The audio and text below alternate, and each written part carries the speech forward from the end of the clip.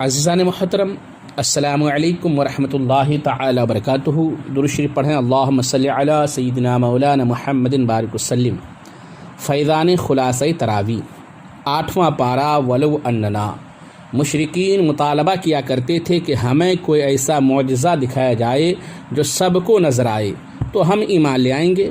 پچھلے پارے کی آخری آیات میں مختصر طور پر بیان ہوا تھا کہ نشانیاں طلب کرنے والے کفار کے مطالبات پورے کر دیے جائیں تو بھی وہ ایمان نہ لائیں گے، اور یہاں تفصیل بیان ہوئی کہ اے محبوب صلی اللہ علیہ وسلم، اگر ہم کفار کے مطالبے کے مطابق ان کی طرف فرشتے اتار دیں جنہیں وہ ان کی اصلی شکل میں دیکھ لیں اور وہ ان سے آپ کی رسالت کی گواہی سن لیں، یوں ہی اگر ہم ان کے مطلوبہ یا عام مردے زندہ کر کے ان کے سامنے کھڑے کر دیں تاکہ یہ ان سے معلوم کر لیں کہ آپ جو پیغام لائے ہیں وہ حق ہے یا نہیں، تب بھی یہ ایمان نہ لائیں گے۔ بلکہ اگر ہم ان کے مطالبات سے زائد مخلوقات میں سے ہر خشک و تر شجر و حجر، نباتات و حیوانات ان کے سامنے جمع کر دیں تب بھی یہ لوگ ایمان نہ لائیں گے اور نہ آپ کی تصدیق کریں گے اور نہ ہی آپ کی پیروی کریں گے۔ البتہ جن کی قسمت میں ایمان لکھا ہوگا اور اللہ تعالیٰ کی مرضی جن کے ایمان کے متعلق ہوگی وہی ایمان لائیں گے۔ یہاں دو باتیں بہت اہم ہیں۔ اللہ تعالیٰ نے اس کائنات کو پیدا فرمایا، اور جیسا ہونے والا تھا اور جیسا کوئی کرنے والا تھا وہ سب اللہ تعالیٰ کے علم ازلی میں تھا، اور اس نے وہی لکھ دیا، تو یہ نہیں کہ جیسا اس نے لکھ دیا ویسا ہی ہم کو کرنا پڑتا ہے، بلکہ جیسا ہم کرنے والے تھے ویسا اس نے لکھ دیا ہے۔ یہ درست ہے کہ بندوں کے تمام افعال اللہ تعالیٰ کے ارادہ، اس کی مشیت اور اس کی قضا سے وجود پذیر ہوتے ہیں، لیکن قادر و قدیر رب قدیر نے انسان کو پتھر اور دیگر جمادات کی طرح بے بس، مجبور اور بالکل بے اختیار نہیں بنایا، بلکہ اسے ایک قسم کا اختیار دیا ہے کہ کوئی کام چاہے تو کرے چاہے نہ کرے، اور اس کے ساتھ عقل بھی دی ہے کہ اپنا برا بھلا، نفع و نقصان پہچان سکے۔ پھر نیکی یا بدی، اچھائی یا برائی میں سے جس کام کو اختیار کرتا ہے اللہ پاک اس کی قوت اس بندے میں پیدا فرما دیتا ہے، اور اسی اختیار کے اعتبار سے وہ جزا یا سزا کا مستحق ہوتا ہے۔ آیت نمبر 125 میں اس حقیقت کو بیان کیا گیا ہے کہ جسے اللہ تبارک و تعالی ہدایت دینا چاہے اس کا سینہ اسلام کے لیے کھول دیتا ہے، اور جس کی گمراہی کا فیصلہ فرما لیا گیا ہو اس کا سینہ تنگ کر دیا جاتا ہے۔ اگلی آیت میں بتایا گیا کہ تمام جنات اور انسانوں سے قیامت کے دن سوال ہوگا، ان کا حساب لیا جائے گا، اور جنات کو بھی اس عمل سے گزرنا ہوگا، لہذا ثابت ہوتا ہے کہ انسانوں کی طرح جنات بھی قرآنی تعلیمات پر عمل کرنے کے پابند ہیں۔ آیت نمبر 141 میں اللہ تبارک و تعالیٰ نے پھلوں اور جانوروں میں اپنی مخلوق کی تخلیق کی قدرت کو بیان فرمایا ہے کہ اللہ پاک نے کچھ باغات ایسے پیدا فرمائے جو زمین پر پھیلے ہوئے ہیں، جیسے خربوزہ، تربوز اور دیگر بیل بوٹے وغیرہ، اور کچھ ایسے پیدا فرمائے جو زمین پر پھیلے ہوئے نہیں بلکہ تنے والے ہیں، جیسے آم، امرود اور مالٹا وغیرہ کے باغات۔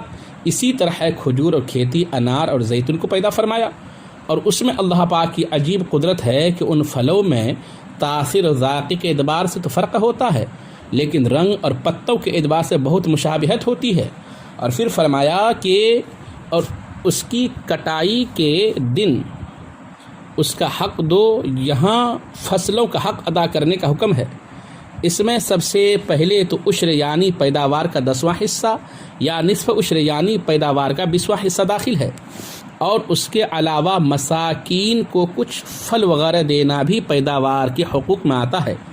اس آیت میں اس بات کی دلیل بھی ہے کہ ہر پیداوار میں زکوٰۃ ہے، چاہے پیداوار کم ہو یا زیادہ، اس کے پھل سال تک رہیں یا نہ رہیں۔ آیت نمبر 151 سے 154 میں اللہ پاک کے عطا کردہ حقیقی حلت و حرمت کے متعدد احکام ہیں۔ تقریباً 9 چیزوں کو بیان فرمایا۔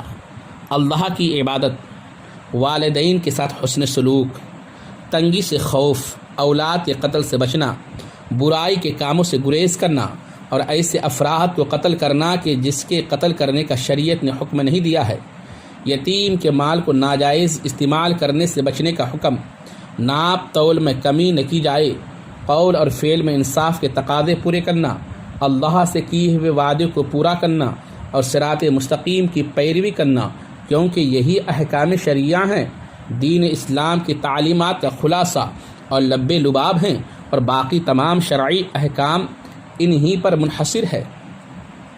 سورت کے اختتام پر یہ بیان کیا گیا ہے کہ اللہ تبارک تعالیٰ ہی تمہارا رب ہے، وہ ہر چیز کا مالک ہے، اسی طرح تمام انسانوں کو واپس کر جانا ہے، وہی ہر انسان کے آخری انجام کا فیصلہ فرمائے گا۔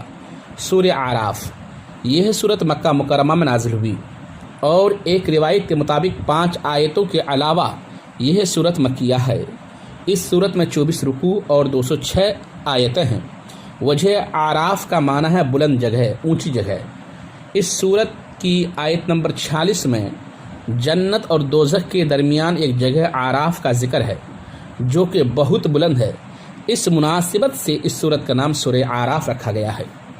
اس سے پہلے والی سورت کا مرکزی مضمون توحید تھا، اور اس سورت کا مرکزی مضمون رسالت ہے۔ اس کے ساتھ ہی جنت اور جہنم اور قیامت کے موضوع کو بھی کافی بیان کیا گیا ہے۔ سورت کی ابتدا میں قرآن کریم کی حقانیت کو ایک انوکھے انداز میں بیان کیا گیا ہے، جس میں ایک طرف حضور صلی اللہ علیہ وسلم کی ہمت افزائی ہے تو دوسری طرف آپ کو تسلی دی گئی ہے کہ یہ کتاب قرآن پاک آپ کی طرف اس لیے نازل کیا گیا تاکہ آپ اس کے ذریعے لوگوں کو اللہ پاک کے عذاب سے ڈرائیں۔ پس آپ صلی اللہ علیہ وسلم کے دل میں لوگوں کے سابقہ طرز عمل کی وجہ سے اور اس خیال سے کہ لوگ نہ مانیں گے اور اس پر اعتراض کریں گے اور اسے جھٹلانے لگیں گے، اس کی تبلیغ فرمانے سے کوئی تنگی نہ آئے۔ آپ ان کفار کی مخالفت کی ذرہ بھر پرواہ نہ کریں کہ یہ لوگ اپنے انجام کو پہنچ کر رہیں گے، کیونکہ اس سے پہلے بھی ایسی قومیں گزری ہیں جنہیں وحی الہی کے انکار پر پلک جھپکتے میں نیست نابود کر دیا گیا ہے۔ آیت نمبر 11 سے 27 میں ہے کہ جب ابلیس نے اللہ پاک کے حکم پر حضرت آدم علیہ السلام کو سجدہ نہ کیا تو اللہ تعالیٰ نے اس سے فرمایا کہ تم کو سجدہ کرنے سے کس چیز نے روکا؟ تو اس نے اپنی سرکشی کا جواز عقلی دلیل سے پیش کیا۔ اس نے کہا کہ آدم علیہ السلام سے میں بہتر ہوں، کیونکہ انہیں مٹی سے پیدا کیا گیا ہے اور میرا وجود آگ کا ہے، اور لطیف ہونے کی بنا پر آگ مٹی سے افضل ہے، جبکہ یہ غلط ہے۔ اس کے تکبر کی وجہ سے اللہ تعالیٰ نے اس کو مقام عزت سے نکال دیا اور وہ رسوا ہوا۔ ابلیس نے اللہ پاک سے قیامت تک مہلت طلب کی تو اللہ تعالیٰ نے مہلت عطا فرما دی۔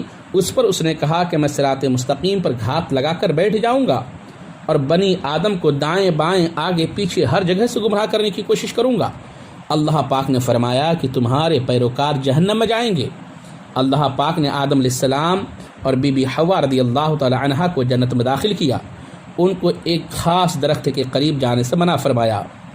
شیطان نے ان کو وسوسہ ڈالا اور مخلص اور خیر خواہ کا روپ اختیار کر کے کہا کہ آپ لوگوں کو قریب جانے سے محض اس لیے منع کیا گیا ہے کہ اس کے قریب اگر آپ لوگ فرشتے بن جائیں گے اور آپ لوگوں کو اپنی ابدی زندگی مل جائے گی۔ اس نے قسم کھانا شروع کر دی اور اپنی خیر خواہی کا یقین دلانا شروع کر دیا۔ حضرت آدم علیہ السلام کے دل میں چونکہ اللہ پاک کے نام کی عظمت انتہا درجے کی تھی، اس لیے آپ علیہ السلام کو گمان بھی نہ تھا کہ اللہ پاک کی قسم کھا کر کوئی جھوٹ بھی بول سکتا ہے۔ نیز جنت قرب الہی کا مقام تھا اور حضرت آدم علیہ السلام کو بھی اس مقام قرب میں رہنے کا اشتیاق تھا، اور فرشتہ بننے یا دائمی بننے سے یہ مقام حاصل ہو سکتا ہے۔ لہذا آپ نے شیطان کی قسم کا اعتبار کر لیا اور ممانعت کو محض تنزیہی سمجھتے ہوئے یا خاص درخت کی ممانعت سمجھتے ہوئے اسی جنس کے دوسرے درخت سے کھا لیا۔ پھر انہوں نے استغفار کیا، اللہ پاک نے ان پر خاص نظر رحمت فرمائی۔ پھر انہیں جنت سے زمین کی طرف اتارا گیا اور فرمایا گیا کہ ایک مقررہ مدت تک آپ کو یہی رہنا ہے۔ آگے چل کر مقصد لباس کو بیان فرمایا کہ ہم نے بنی آدم پر لباس اس لیے اتارا کہ ان کی ستر پوشی ہو، وہ اپنے اعضاء کو ڈھانکے اور جو سامان زینت ہے وہ حاصل کریں، اور سب سے بہتر لباس تقویٰ کا لباس ہے۔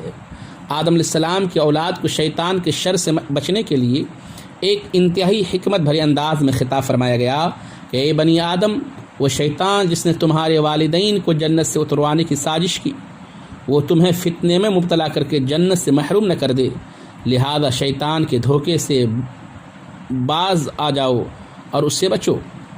اس کے بعد قیامت کے دن کی منظر کشی کرتے ہوئے اصحاب الجنہ، اصحاب النار اور اصحاب اعراف کا تذکرہ ہے، جس میں جنت والے جہنم والوں کا ویسے ہی مذاق اڑانے والے کا جیسے وہ لوگ دنیا میں ان کی نیکی اور اصلاح و تقوی کا مذاق اڑایا کرتے تھے، ایسا منظر ہوگا کہ جنت والے انعامات اور عیش و عشرت کے مزے لے رہے ہوں گے اور جہنم والے اذیت اور تکلیف میں مبتلا ہوں گے، اور جنتیوں سے کھانے کے نوالے اور پانی کے 2 گھونٹ مانگ رہے ہوں گے۔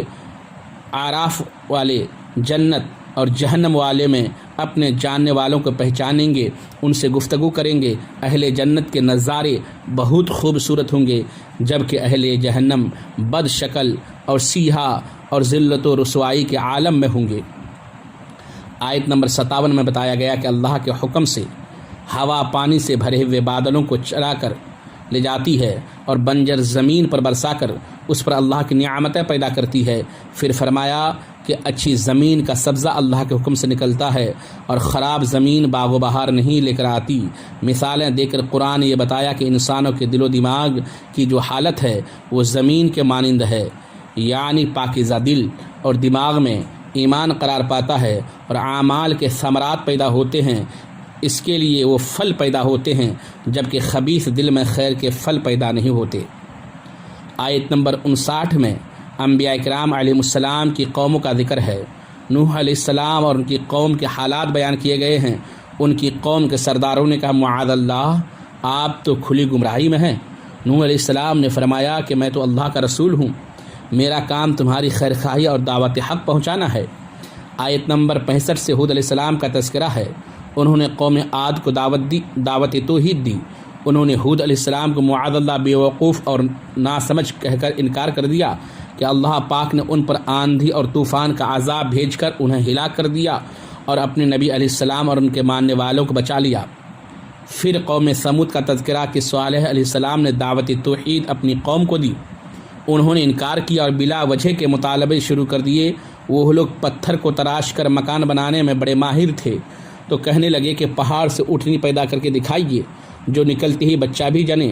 جب اللہ پاک نے اونٹنی پہاڑ سے ظاہر فرما دی تو انہوں نے اسے قتل کر دیا اور حد سے بڑھ گئے۔ اللہ پاک نے اس گستاخی پر انہیں ہلاک فرما دیا۔ پھر قوم لوط کا ذکر ہے، وہ اپنی جنسی خواہش کو غیر فطری طریقے سے پورا کرتے تھے، معاذ اللہ، جس کو ہم جنس پرستی کہتے ہیں، اور جب اللہ کے نبی عذاب کا ڈر سناتے تو وہ اسے مذاق سمجھتے۔ آخرکار اللہ پاک نے ان پر عذاب نازل کیا، آسمان سے پتھر برسائے گئے اور اس طرح ان کا نام و نشان مٹا دیا گیا کہ گویا تھے ہی نہیں۔ یہاں تک کہ لوط علیہ السلام کی وہ بیوی جو قوم لوط کی ہم خیال تھی، وہ بھی عذاب سے بچ نہ سکی، کیونکہ وہ لوط علیہ السلام کو نقصان پہنچانے کے منصوبے بناتی اور لوط علیہ السلام کے خلاف باتیں کیا کرتی تھیں۔ لوط علیہ السلام اور ان کے ساتھ تقریباً 72 افراد محفوظ رہے۔ پھر مدین کا ذکر ہے، جو کہ شعیب علیہ السلام کی قوم ہے۔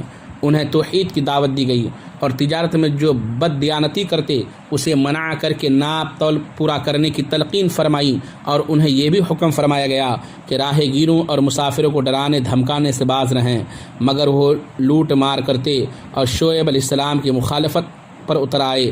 شعیب علیہ السلام نے فرمایا کہ اے میری قوم، تمہارے 2 گروہ بن چکے ہیں، ایمان والے اور کفر والے، لہذا اب عذاب کا انتظار کرو، ان قریب ہمارے اور تمہارے درمیان اللہ پاک فیصلہ فرما دے گا۔